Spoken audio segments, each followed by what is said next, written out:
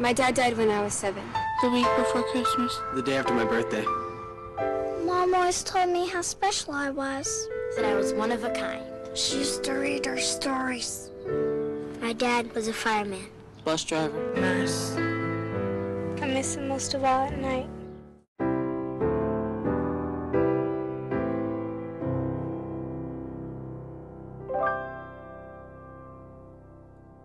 Research in the area of children and teen bereavement is fairly new, but one thing that we are beginning to understand is that children and teens are extremely vulnerable in the first year or two after the death of a parent or even a sibling.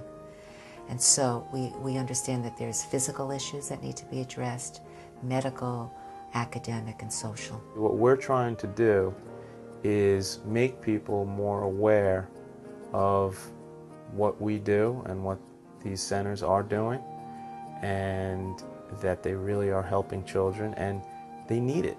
We do a lot of research and try to get the funds to organizations that can reach the most amount of children, and it will just benefit them later on in life as well as for now. You know, they deal with this loss, and the earlier that they can get the help is better for them.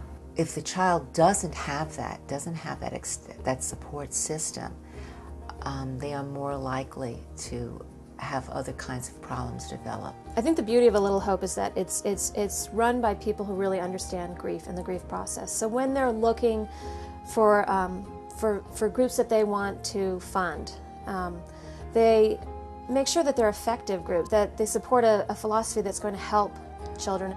We know exactly where each dollar is going that we grant, and we know that it's going to help the children.